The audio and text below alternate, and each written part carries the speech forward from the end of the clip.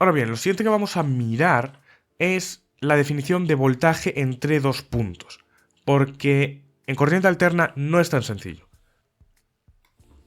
Porque en corriente alterna tenemos que recordar que campo eléctrico, aparte de ser un menos gradiente de un potencial, también es la derivada temporal con respecto a otro.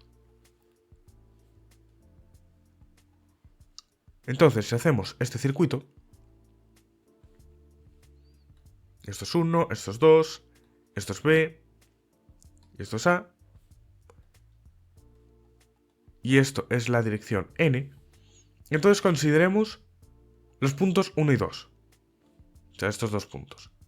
1 y 2. Entonces, el voltaje entre 1 y 2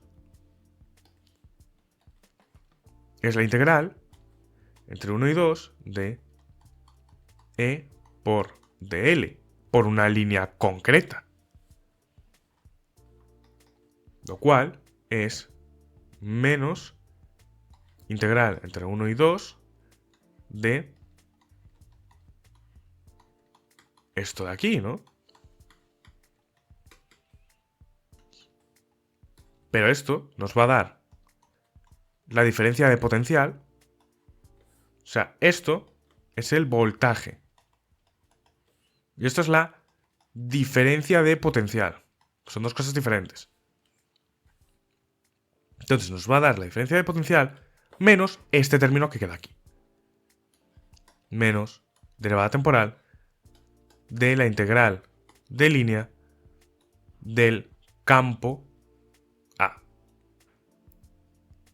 Y por esto, el voltaje en corriente alterna es diferente a la diferencia de potencial. El voltaje no es lo mismo que la diferencia de potencial en estos casos, solo coinciden en los casos estáticos. Y además, aunque esto de aquí solo depende de los puntos que estemos evaluando, esto de aquí depende del camino que estamos recorriendo. ¿Por qué? Porque básicamente, si hiciéramos una integral de 1 a 2 en el camino A de L menos en el camino B de 1 a 2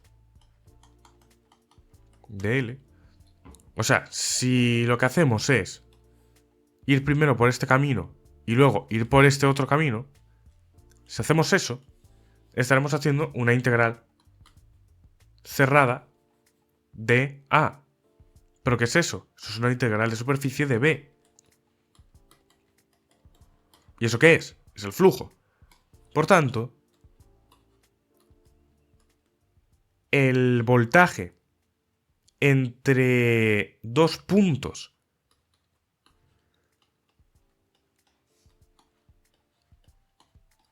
dadas dos trayectorias diferentes están relacionados a través de la derivada temporal del flujo magnético a través de esa superficie.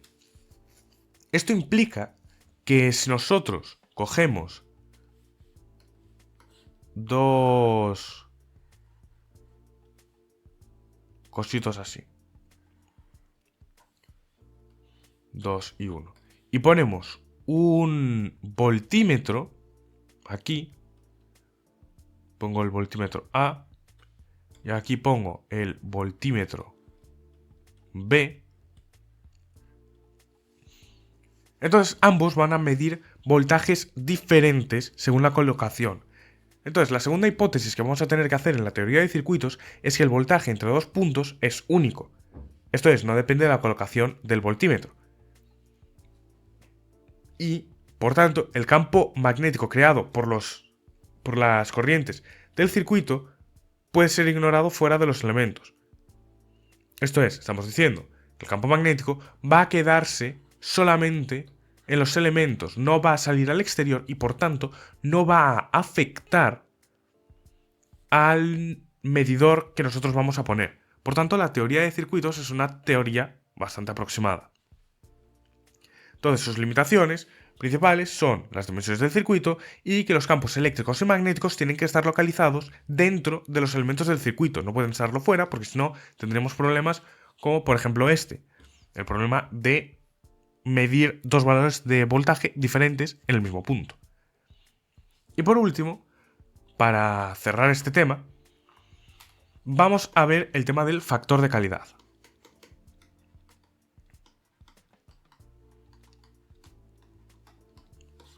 El factor de calidad básicamente es el cociente con un 2pi de la energía máxima almacenada en el circuito dividida entre la energía disipada por periodo. Podríamos considerarlo como, imagínate que tienes una batería, es la batería de tu móvil. ¿Cuánto puedes rellenarla y cuánta energía está perdiendo ella sola por cada periodo? Podemos verlo de una manera así. Entonces, en los circuitos anteriores, la energía disipada por periodo es la potencia media disipada en una resistencia. Una resistencia que viene a ser esta. 2 al cuadrado. Por el periodo. Entonces, la energía almacenada, en este caso, en un circuito RL, va a ser, la energía almacenada va a ser un medio de LI al cuadrado máximo, y por tanto, el factor de calidad va a ser omega L entre R. Podéis calcularlo aquí. Mientras que en el caso RC,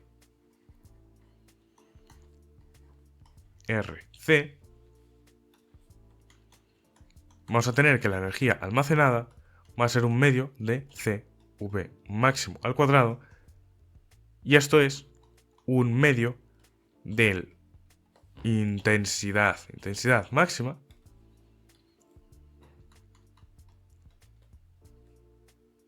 al cuadrado dividido entre omega al cuadrado C. Por tanto, el factor de calidad para un RC va a ser 1 entre omega CR. Y ahora bien, en un RLC, en resonancia, la energía almacenada es constante. Por tanto, el voltaje en C es máximo y la intensidad en L es 0. Esto hace que un medio de CV max al cuadrado sea igual a un medio de LI al cuadrado max. Por tanto, Q0 va a ser omega 0 L entre R, que va a ser exactamente igual que 1 entre omega 0 CR.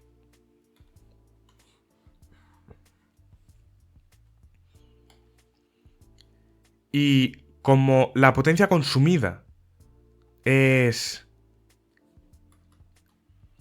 RI al cuadrado, entonces en este punto lo que nosotros vamos a tener, teniendo en cuenta estas expresiones, es que nosotros vamos a consumir un medio de la potencia máxima.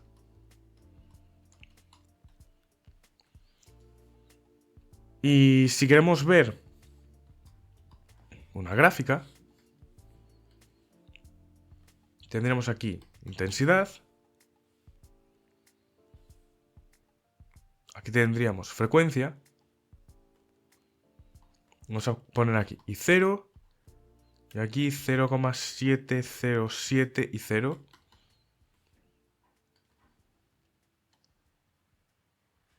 Y vamos a tener esto de aquí.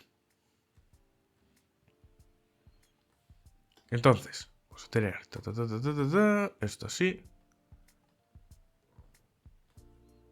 Y esto así. Y aquí el máximo. Que es este. Entonces, el máximo de la intensidad en la frecuencia de resonancia.